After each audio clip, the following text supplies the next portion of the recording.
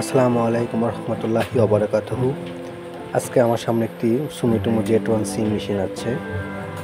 আমি মেশিনের ভিতরে কোডটা দিয়ে রাখছি আসলে সমস্যাটা ফাইন্ড আউট করার জন্য। কোডটা দেওয়ার পরে আমি মেশিনটা যখন অন করব এবং আমি দেখব যে আসলে মেশিনেরটার সমস্যাটা কি।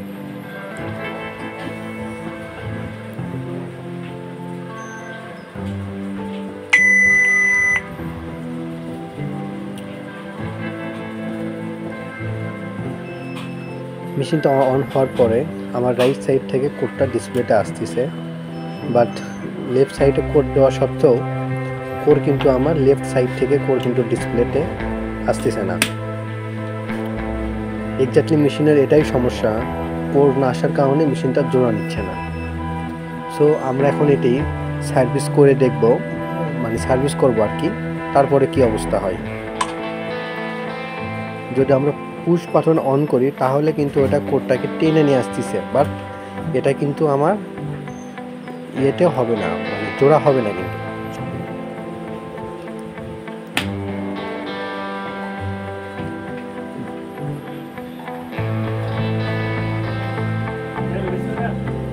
আমার কোনোভাবেই কিন্তু কোডটা রাইট সাইড থেকে আসতেছে না। আমি যদি লেফট থেকে রাইট পর্যন্ত ফাইবার দিই এবং লেফট থেকে রাইট সাইড থেকে যখন ফাইবার দিই তখন কিন্তু আমার কোডটা ডিসপ্লেতে শো করতেছে। এরপর আমি যখন সার্ভিস করব টোটালি,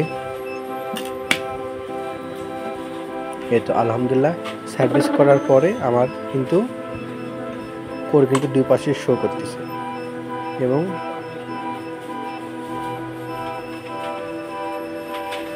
আলহামদুলিল্লাহ জোড়াটাও কিন্তু অনেক সুন্দরভাবে জোড়া হয়ে গেছে।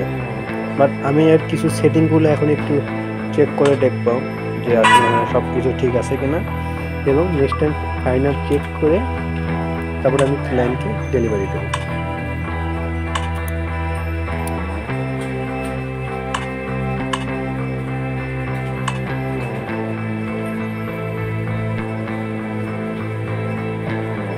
আমি কিছু সেটিংগুলো চেক করতেছি, এই সেটিংগুলো ঠিক আছে কিনা।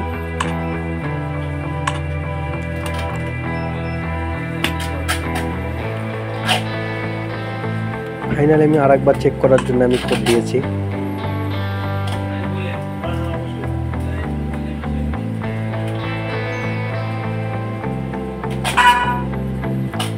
মাশাআল্লাহ অনেক সুন্দর জোড়া হচ্ছে।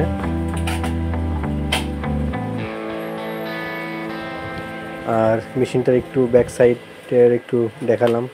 এগুলো অনেক আগের মেশিন, বাট জাপানি মেশিন, এর জন্য এখনও এগুলো লাইভে আছে বা সার্ভিস সাপোর্টে এখনও দিচ্ছে।